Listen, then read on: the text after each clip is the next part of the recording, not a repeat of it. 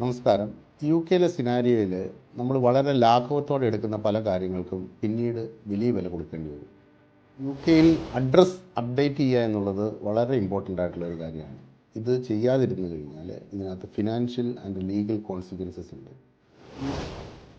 Address update ചെയ്യാതിരുന്നാൽ പ്രധാനമായിട്ട് വരുന്ന ഒരു അപകടം എന്ന് പറയുന്നത് സെക്ഷൻ 172 നോട്ടീസ്, അതായത് ഇൻറ്റൻഡഡ് പ്രോസിക്യൂഷൻ.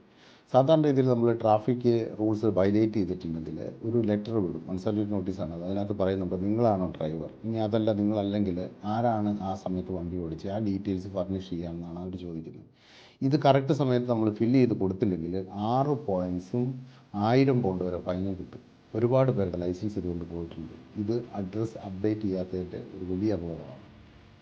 മറ്റൊരു അപകടം എന്ന് പറയുന്നത് ബില്ലുകൾ കറക്റ്റായിട്ട് അടയ്ക്കാതിരിക്കുക. ഇപ്പോൾ വാട്ടർ ബില്ല് അല്ലെങ്കിൽ ഒരു ഫോണിൻ്റെ ബില്ല്, അത് ചെറിയ എമൗണ്ടേ കാണുള്ളൂ. അത് പിന്നീട് എസ്കലേറ്റ് ചെയ്ത് കൗണ്ടി കോർട്ട് ജഡ്ജ്മെൻറ്റായിട്ട് പോകും. കൗണ്ടി കോർട്ട് ജഡ്ജ്മെൻ്റ് ആയി കഴിഞ്ഞാൽ 6 വർഷം വരെ അത് പിന്നെ റെക്കോർഡിൽ കിടക്കും, ക്രെഡിറ്റ് ഹിസ്റ്ററിയിൽ കിടക്കും. നാളെ ഒരു മോർഗേജ് പോകുമ്പോഴായിരിക്കും ഇത് അറിയുന്നത്.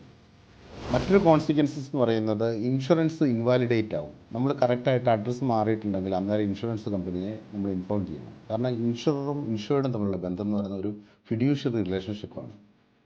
ഇത്തരത്തിൽ ആരെങ്കിലും കൗണ്ടി കോർട്ട് ജഡ്ജ്മെൻറ്റ് ഫേസ് ചെയ്യുന്നുണ്ടെങ്കിൽ എത്രയും പെട്ടെന്ന് ഒരു സോളിസിറ്ററെ കണ്ട് നിയമോപദേശം തേടുക. Thank you. Have A nice day.